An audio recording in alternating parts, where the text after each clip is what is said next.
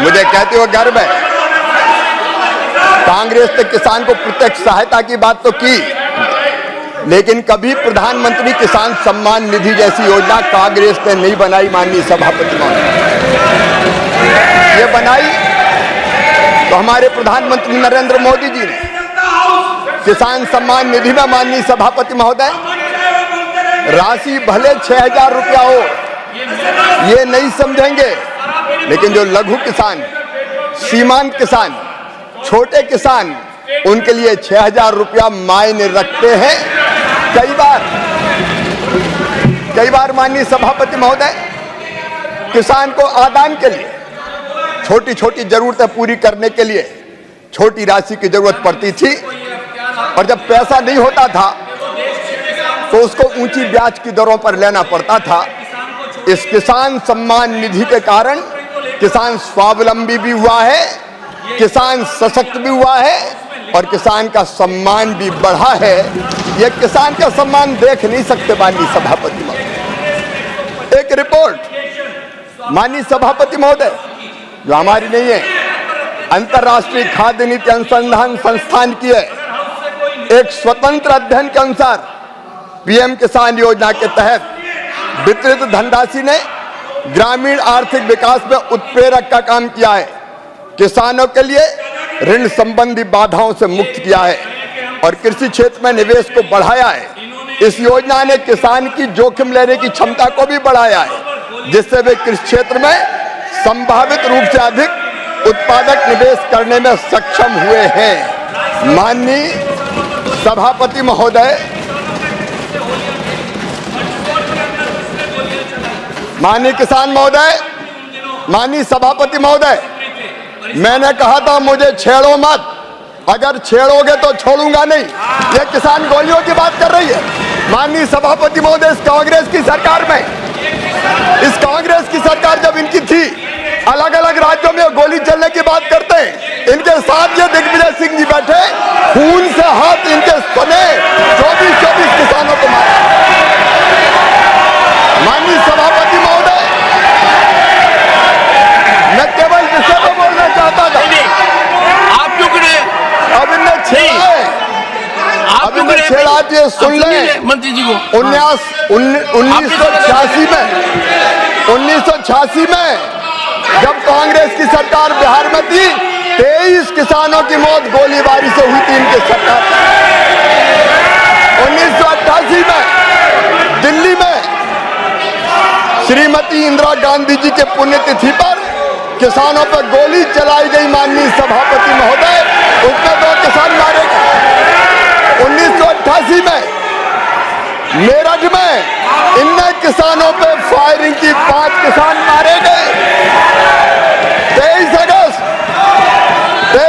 1995, और सुन के जाओ, दम है तो सुन के जाओ मंत्री जी, सुन के जाओ। 23 अगस्त 1995 हरियाणा में गोली चलाई, 6 किसान मारे गए। 12 जनवरी 1998 मुल्ताई में किसानों पर गोली चली, कांग्रेस की सरकार थी, 24 किसान मारे गए। नंदीग्राम आंध्र प्रदेश में 2010 में 2 किसान मारे गए। माननीय मंत्री जी, 8 मई माननीय मंत्री जी, माननीय मंत्री जी, माननीय सभापति जी, मैंने कहा था मैं शालीनता से बात करना चाहता हूँ। एक सेकंड बैठिए, स्थान ग्रहण कीजिए। लेकिन ये छेड़ेंगे तो मैं छोड़ूंगा नहीं। माननीय मंत्री जी, स्थान ग्रहण कीजिए, स्थान ग्रहण कीजिए। माननीय सदस्यगण, ये दुर्भाग्यपूर्ण भी है और दर्दनाक भी है। किसान वर्ग देश का सबसे महत्वपूर्ण वर्ग है। उस वर्ग के बारे में जब चर्चा हो रही है तो हर सदस्य का ये मौलिक कर्तव्य है कि वो चर्चा में गंभीरता से भाग ले। मैंने इस विषय पर चर्चा को जिसने जितना समय मांगा उतना दिया, और मुझे उम्मीद थी कि सरकार का पक्ष सुनकर यदि कोई बात निकलेगी तो कानून के तहत मुद्दा उठाया जाएगा। जो व्यवधान पैदा किया गया है वो नियमों के विपरीत है।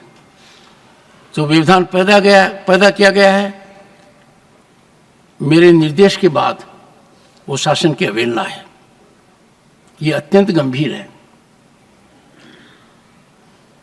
माननीय सदस्य रणदीप सुरजेवाला जी ने, जिन्होंने चर्चा की शुरुआत की थी, आज मुझे दुखी मन से कहना पड़ रहा है,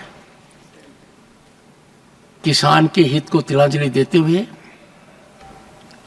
संजीदगी का परित्याग करते हुए माननीय मंत्री जी के भाषण में अवरोध पैदा करने का जो प्रयास किया, उसका मैं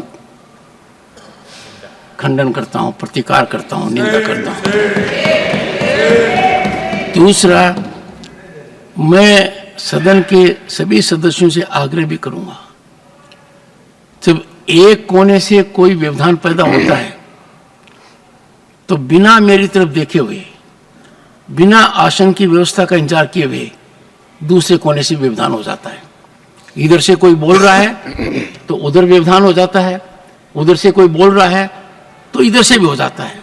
मेरा आपसे आग्रह रहेगा, सदन में चर्चा को सार्थक बनाइए, जन कल्याण के लिए बनाइए।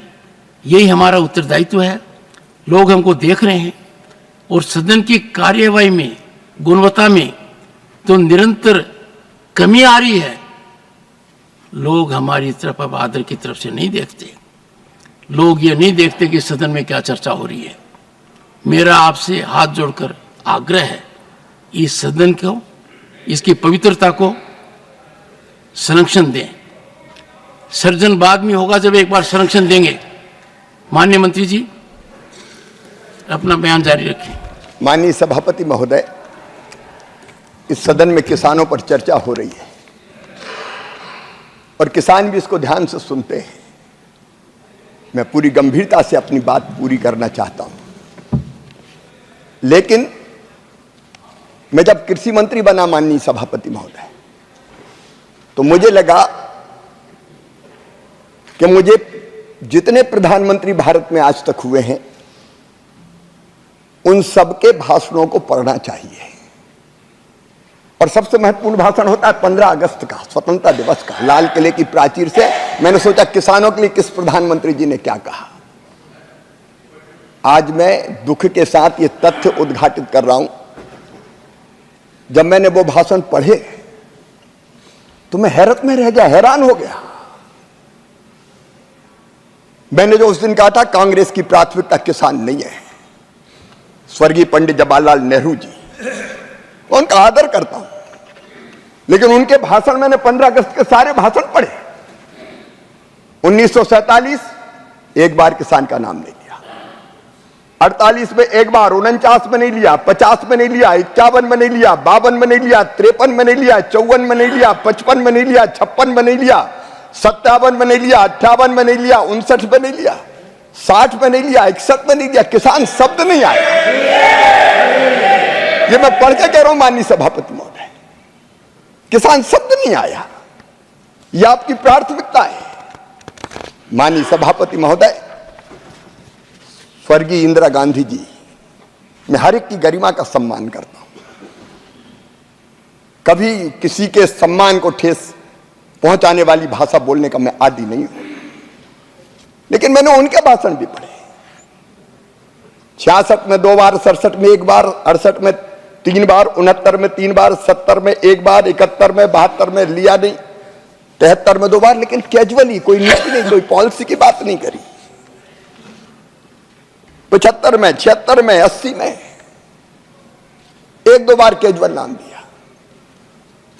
स्वर्गीय राजीव जी, उनकी प्राथमिकता भी कभी किसान नहीं रहा, कांग्रेस की प्राथमिकता किसान नहीं रहा।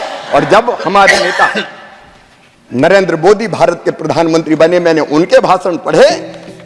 2014 में 6 बार, 15 में 23 बार, 2016 में 31 बार, 2017 में 20 बार, 18 में 17 बार, 19 में 17 बार, 20 में 17 बार, 21 में 15 बार। अब भाषण उठा के देखिए, किसान का नाम, खेती को प्राथमिकता। और माननीय सभापति महोदय, जो बात दिल में होती है जवान पे वही आती है। इनके दिल में किसान नहीं था, नरेंद्र मोदी जी के दिल में किसान था, इसलिए जुबान पे किसान बार बार आ रहा। पर मैं एक बात और कह के अपनी बात फिर किसान पर ही केंद्रित करूंगा। मुझे किसी को गाली देना अच्छा नहीं लगता, मैं कभी आलोचनाओं में विश्वास नहीं करता, लेकिन नाटक से किसान की जिंदगी नहीं बदलेगी। माननीय सभापति महोदय, एक नेता जिन्होंने बड़ी यात्राएं निकाली, बड़ी बड़ी यात्राएं, उस यात्रा के दौरान माननीय सभापति महोदय हरियाणा गए, सोनीपत रियल दिखने के लिए रील बनाई। खेत में एक पुराना वीडियो देख रहा था मैं, सभापति महोदय 2023 का वीडियो है सोनीपत का। अचानक एक खेत में पहुंच जाते हैं, किसानों से ज्यादा वहां कैमरामैन थे, कैमरे पहले से फिक्स थे, कहां फोकस किए जाएंगे ये तय था। दो लोग पकड़ के उनको खेत में ले जा रहे हैं। खेत में पहुंचने के बाद उनको पता नहीं खेत में करना क्या है, तो वहां पूछ रहे हैं कैमरामैन से, कैसे खड़े होना है, क्या करना है, क्या करना है। माननीय सभापति महोदय, मेरे पास उसकी ये पूरी की पूरी वीडियोग्राफी की सीडी है। इसको ये मैं सभा के पटल पर रखना चाहता हूं। माननीय ऑथेंटिकेट कीजिए और सदन के पटल पर मैं ऑथेंटिकेट करके सदन के पटल पर रखता हूं। ये नाटक करते हैं किसान के नाम पे। इसके टेक्स्ट कहां खड़ा होना है, क्या सभापति महोदय during course of the day जी ये रख दीजिए। कहां खड़ा होना है, कैमरे लगाओ, लोग देख लें कि हम किसान हैं। जब इनको हल भेंट किया जाता तो ये पूछते ये है क्या। और एक स्वर्गीय प्रधानमंत्री जी ऐसे हुए हैं कि जिनने जब देखा कि लाल मिर्ची के दाम हरी मिर्ची से दादा है, तो उन्होंने कहा किसानों ये लाल मिर्ची क्यों नहीं उगाते। ये खेती की बात करेंगे माननीय सभापति महोदय, ये किसानी की बात करेंगे। जहां चर्चा करने हो कर लें। मैं किसान का बेटा भी हूं और खुद भी किसान हूं, खेती करता हूं। और तो मैं कह रहा था, किसानों के बारे में भाजपा ने सोचा, हमारे प्रधानमंत्री नरेंद्र मोदी जी ने सोचा। माननीय सभापति महोदय, आप खुद किसान हैं, हम समझते हैं। टोडरमल जी के जमाने से किसानों के सारे अभिलेख व्यक्ति संधारित करता था, पटवारी, रेवेन्यू का अमला।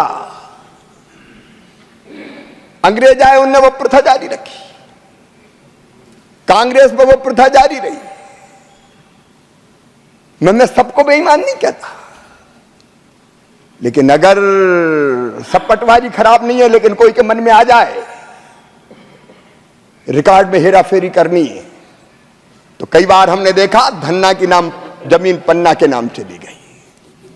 रामलाल बेचारा खेती कर रहा है, बरसों बाद पता चला ये जमीन तो श्यामलाल की हो गई। एक ने अनेक घोटाले होते थे, जिंदगी भर कोर्ट में मामले चलते थे। अब ये चीजें कांग्रेस को समझ में नहीं आ सकती। माननीय सभापति महोदय, अगर फसल खराब हो जाए किसान की और राहत की राशि के लिए सर्वे करना तो कौन करता था, नजरी आकलन आदमी करता था, रेवेन्यू का। और कई बार उसके मन में आ जाए बेईमानी। मैं मुख्यमंत्री रहते हुए नरसिंहपुर जिले में गया, हमने पर्याप्त राहत की राशि दी। वहां जाके किसानों ने मुझे शिकायत की कि मुख्यमंत्री जी, जिसका गन्ना बोया था उसको गेहूं की फसल खराब होने का ओले के बाद मुआवजा दे दिया। पटवारी के मन में अगर आ गया तो इधर के उधर लिख दी। माननीय सभापति महोदय, कई सब शिकायतें हर एक राज्य में आती है। इस व्यवस्था को ठीक करने की जरूरत थी,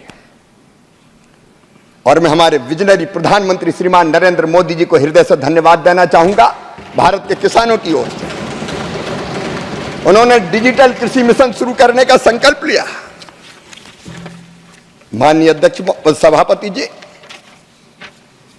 मुझे कहते हुए गर्व है कि किसानों को आधार की तरह एक डिजिटल पहचान दी जाएगी, किसान आईडी बनाई जा रही है, जिसको किसान की पहचान के रूप में जाना जाएगा। इस किसान आईडी को राज्य के भूमि के रिकॉर्ड के साथ जोड़ा जाएगा। माननीय सभापति जी, अब किसान कोई भी फसल बोएगा, उसके रिकॉर्ड में अब हेरा फेरी नहीं हो सकती, क्योंकि वो डिजिटल है, आदमी गड़बड़ नहीं कर सकता। और फसल अगर बोई गई है तो बोने के बाद जैसी फसल आती है, मोबाइल से वीडियोग्राफी करके उसको सुरक्षित कर दिया जाएगा, ताकि कोई फसल कौन सी बोई है उसमें गड़बड़ ना कर सके। और किसानों के नुकसान का आकलन अब हम ये व्यवस्था बना रहे हैं कि आदमी नहीं करेगा, व्यक्ति नहीं करेगा, सीधे रिमोट सेंसिंग के माध्यम से होगा। जैसा नुकसान होगा वो 100% वैसे ही आ जाएगा और किसान को पूरा, जो पात्र किसान है, पूरी राहत दी जाएगी। ये डिजिटल कृषि मिशन का हम प्रारंभ कर रहे हैं। माननीय सभापति महोदय, खेती के लाभ को अगर बढ़ाना है तो होलिस्टिक दृष्टिकोण अपनाना पड़ेगा। मेरे प्रधानमंत्री जी ने मुझे निर्देश दिया कि बैठ के सोचो, खेती और खेती से संबंधित सारे विभाग एक दिशा में कैसे सोचे। विभाग अलग अलग हो सकते हैं सभापति जी, लेकिन हम जानते हैं केमिकल फर्टिलाइजर विभाग अलग है, लेकिन खेती से उसका संबंध है। जल शक्ति विभाग अलग है, खेती से संबंध उसका है। और इसलिए सरकार यह प्रयास कर रही है कि अलग अलग विभाग, चाहे वो एनिमल हस्बेंड्री हो, फिशरीज हो, हॉर्टिकल्चर हो, ये मिलकर प्लानिंग करें, एक दिशा में चलें, ताकि हम खेती में लाभ को और ज्यादा बढ़ाने का काम कर सकें। एकीकृत दृष्टिकोण ये सरकार अपनाएगी। मोदी है तो मुमकिन है। माननीय सभापति जी, हम कृषि का विविधीकरण कर रहे हैं। माननीय सभापति महोदय, केवल अनाज की खेती नहीं, फलों की खेती, फूलों की खेती, सब्जियों की खेती, औषधि खेती, एग्रो फॉरेस्ट्री, और उसके साथ साथ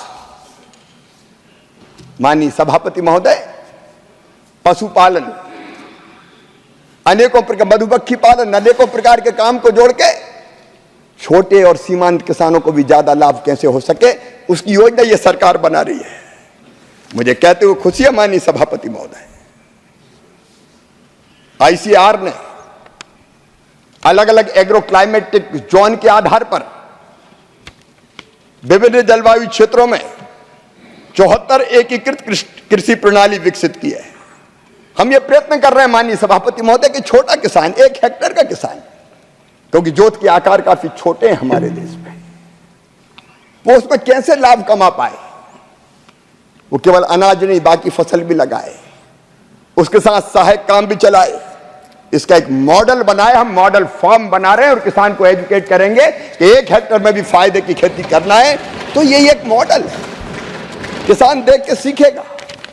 और एक बात और माननीय सभापति महोदय, केमिकल फर्टिलाइजर का उपयोग हमारे अन्न के भंडारों को भरने के लिए वरदान साबित हुआ, लेकिन आज मैं आपके माध्यम से सभापति महोदय कहना चाहता हूं कि केमिकल फर्टिलाइजर का उपयोग अंधाधुंध हो रहा है और इसके कारण फसलों पे उसका कुप्रभाव पड़ रहा है। माननीय सभापति महोदय, मैं थोड़ी तकलीफ के साथ कहना चाहता हूं, केमिकल फर्टिलाइजर जरूरी है, लेकिन एक सीमा से अधिक उपयोग हमारी फसलों को भी खराब करता है। कई राज्य ऐसे हैं कि कैंसर एक्सप्रेस जैसी ट्रेनें चल जाती है और हमारी भूमि के स्वास्थ्य को भी खराब कर रहा है। उर्वरा शक्ति कम हो रही है, मित्र कीट मारे जा रहे हैं।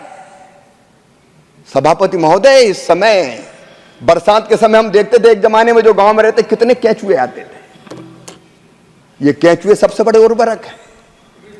ये धरती में नीचे जाते थे, ऊपर आते थे, उर्वर बनाते थे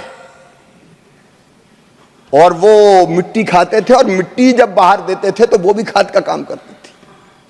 अब कैंचवे समाप्त हो गए, अब समय आ गया है। मैं प्राकृतिक खेती के बहुत विस्तार में नहीं जाऊंगा, लेकिन समय आ गया है। तब हमको उत्पादन बनाए रखते हुए, उत्पादन बढ़ाते हुए हमको सोचना पड़ेगा प्राकृतिक खेती के बारे में। मैं प्रधानमंत्री नरेंद्र मोदी जी की तरफ जानता हूं। मैं थोड़ा सा समय और लेना चाहूंगा माननीय सभापति महोदय। माननीय सभापति महोदय, एक दिन प्रधानमंत्री जी, जब मैं मुख्यमंत्री था, मुझे फोन किया।